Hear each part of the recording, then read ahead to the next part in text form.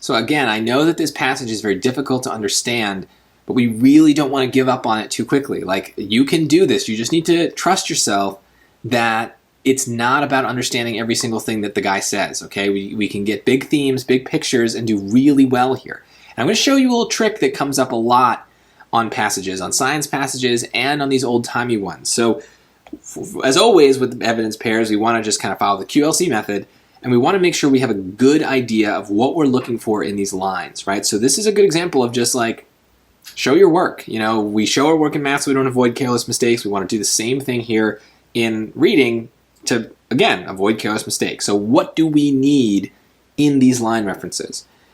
It says Tocqueville implies that treatment of men and women as identical in nature would have which consequence? So men and women as identical would have which consequence? Now, I underline Tocqueville because he's the author, but let's look at these line references. Let's go to 15 to 18. Right here. There are people in Europe who, confounding together the different characteristics of the sexes, would make of man and woman beings not only equal, but alike. The question is asking what Tocqueville thinks. This is about people in Europe and what they think.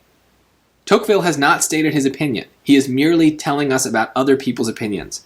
That might seem like a minor thing, but that's really important. That gets rid of that choice beyond any doubt for me. And so a choice that, might have been a trap choice or on a question that might be difficult to sort through because of everything that's going on, that's a big deal. To notice that someone is giving their opinion versus just recounting the opinion of someone else. That happens a lot. So look for that. Use that. That's a very powerful tool if you can remember to look. So let's look at B, 18 to 20. Same basic area. They, meaning the people in Europe, would give to both the same functions, impose on both the same duties, and grant to both the same rights. Again, it's not his opinion.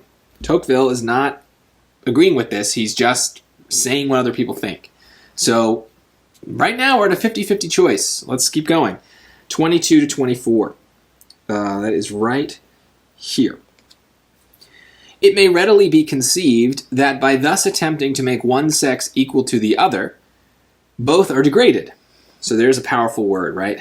So making one sex equal to the other, that matches very nicely with what it says in the question, men and women as identical. Now, it doesn't say, I, Alexis de Tocqueville, think that, but, he's not introducing it as someone else's opinion, so we can, infer that it is his opinion, right? He's now just writing as himself. So that seems pretty good. Now, if you don't know what the word degraded means, you're in for some trouble. Hopefully you know at least enough that it's negative, right? It's bad. If not, look at the words around it, right? He says, and from so preposterous a medley of the works of nature, nothing could ever result but weak men and disorderly women. Again, you don't need to understand his specific point to know that he's saying bad things would happen if men and women were identical. That's enough. Let's look at D, though, 27 to 29. It's right here. It is not thus that the Americans understand that species of democratic equality which may be established between the sexes. I'm going to be honest here, I don't know what this means. He seems, again, to be talking about other people, not his own view. And they're saying that they don't understand something. It doesn't sound like there's a consequence. So I might leave this in because I'm not really sure what's going on, but it doesn't seem as good as C. So let's now look at the choices for number 33. So what is the consequence? Neither sex would feel oppressed. Well, that seems like a good thing, but he's saying it's a bad thing. So that can't be right. Both sexes would be greatly harmed. Well, that sounds like a bad thing, greatly harmed. He's saying it's a bad thing. Okay, that seems like a match. Let's keep reading. Men would try to reclaim their lost authority. Well, he's not saying what men would do. He's saying that both sexes would be degraded. This is a very specific thing. It may be true, it may be something he thinks, but it's definitely not coming across in the lines. He's not saying that men particularly are going to do something. He's just saying kind of like a condition that's coming around, not that there's some action that people would take. D, men and women would have privileges they do not need. That's kind of a mixture of good and bad, but that word privileges definitely seems good, and I don't know if you need a privilege or not, it still seems like a good thing to have the privilege.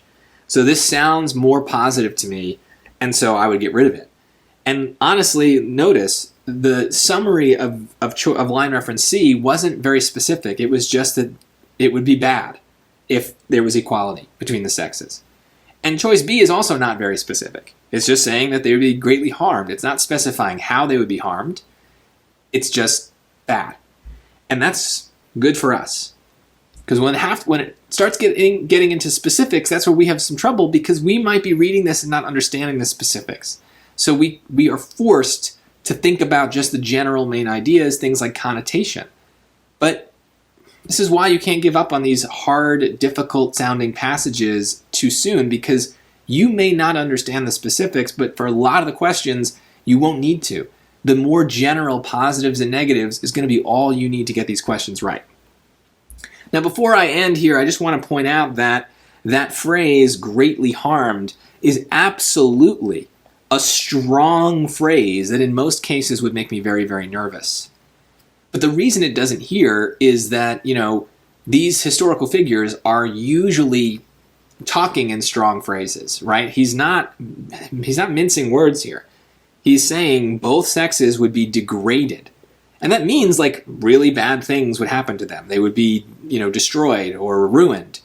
So we are more likely to pick strong phrases on the old-timey passage, the history passage, because the historical figure who is speaking is usually trying to persuade or is really passionate about something, so they're going to use strong language as well. And so what ends up happening is that we find the strong phrases in the choices, and then we are able to justify them in the lines. And that's okay. That can happen literally on any passage, but it's more likely to happen here. So we still always want to be nervous about strong words. There are things that we need to check, but they could check out on any kind of question, and especially here. So we're looking, but we're more likely to see the match and say, okay, this strong word is justified. And that's what we did here. It is absolutely justified by the word degraded. And so, yeah, we can get this answer. I would not be nervous about this. This would be a case where I'm confident in my answer, because all I needed to know was that it was bad. And that's enough.